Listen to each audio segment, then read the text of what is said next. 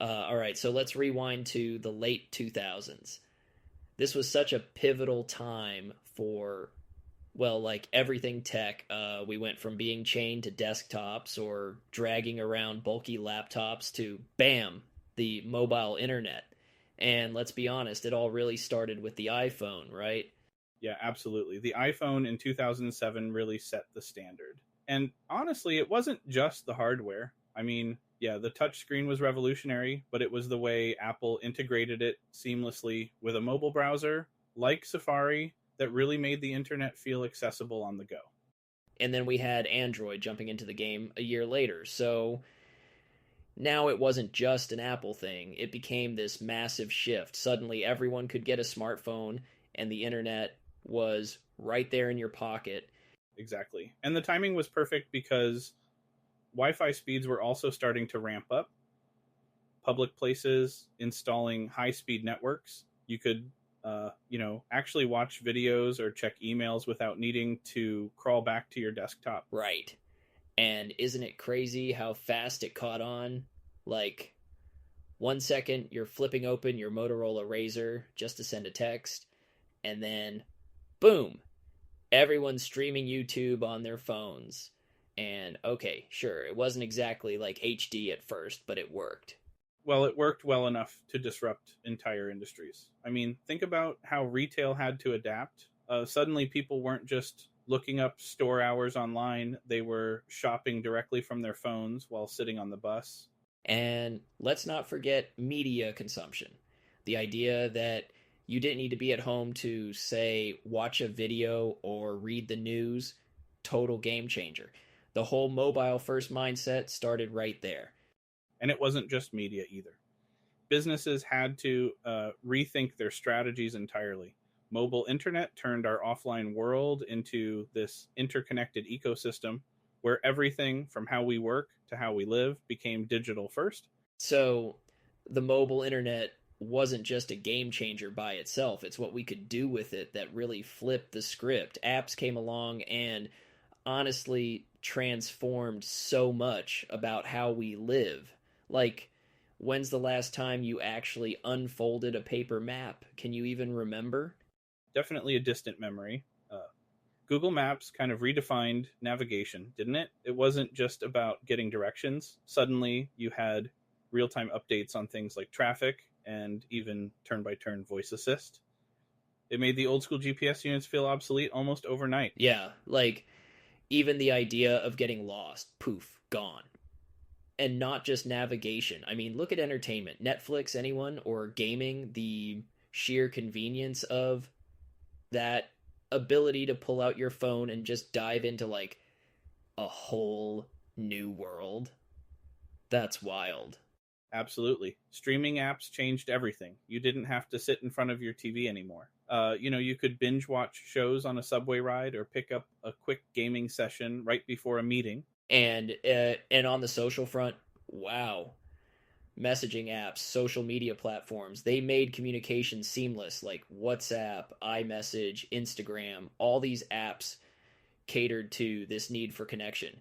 It kind of made texting feel ancient, right? For sure. But it was also about creating new ways to interact. Instagram wasn't just a photo sharing app, it was a platform where people curated entire identities. And businesses caught on pretty quick to that change in user habits. Exactly. And that's where the real shift happened. When companies realized apps weren't just extras, they became their own ecosystems. Like Uber didn't just get you a ride, it redefined an entire industry. Same with apps like Airbnb or honestly even something like Spotify. Right? And apps like these conditioned users to expect simplicity and immediacy. And suddenly, the desktop experience with tabs, URLs, and long load times, it just wasn't good enough anymore. Apps delivered this sleek, responsive experience that people came to demand everywhere. Yeah, and that's the thing, isn't it? The ecosystems these apps created didn't just meet expectations, they set them. What users expected from like any digital experience totally changed. And speaking of those shifting expectations, isn't it interesting how they influenced design itself? Mobile first design wasn't even a concept back then, but as apps changed how we interacted with technology, they didn't just redefine experiences, they forced us to rethink how we built them in the first place. Right? It's fascinating. Mobile first design flipped the script entirely. Instead of designing websites for big desktop screens and scaling them down, designers had to rethink everything, starting with the constraints and opportunities of mobile devices. Smaller screens, touch inputs, limited real estate. It completely reshaped priorities. Yeah, and I feel like it was user behavior driving this. People, uh, all of us really, were glued to our phones. So, like, if your website wasn't easy to navigate, boom, game over. It became all about simplicity and speed. Exactly. Simplicity suddenly became key, not just in navigation, but also in how content was presented. When I think about responsive design, it wasn't just a buzzword; it was a necessity. Like websites had to adapt seamlessly to any screen size, from tiny phones to larger tablets. Um, And, those little moments being stuck in line at a coffee shop, checking your phone, businesses caught on fast. They started designing for those exact moments. I mean, constant engagement was the name of the game. If someone opened up your website, it needed to like grab them immediately. and not just grab them, keep them.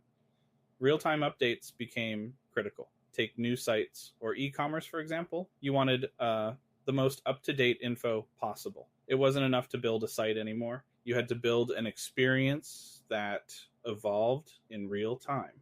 Totally. And that expectation didn't just come from nowhere. People were using apps all day that had like perfectly optimized layouts, zero delays, and those smooth transitions. Websites had to level up to compete. Absolutely. And in that way, the lines between websites and apps began to blur. Responsiveness wasn't just about scaling images or text, it became about anticipating what users needed, predicting behavior, and delivering content at just the right time. Yeah, it's like users didn't just visit websites, they demanded that websites work for them, adapt to them, and when they didn't, well, they just moved on. Exactly. And as websites evolved to work for users and apps blurred the lines, it's incredible to think about how far we've come. The mobile internet, the explosion of apps, those shifts didn't just tweak our interactions with the digital world, they rewrote the rules entirely. Yeah, the transition from desktops to smartphones changed everything: the way we work, the way we shop, even the way we communicate. The ripple effects have been immeasurable, and they're still evolving. Right. And here's the crazy part. This is just one chapter in a much bigger story. I mean, the way the internet has grown globally over the last couple of decades, it's mind blowing. We're going to dive into that next time and explore uh, just how massive this thing has gotten. Exactly. From rural villages gaining internet access to the rise of global e commerce giants, the scale is huge. It's a story of innovation and connectivity on a truly unprecedented scale.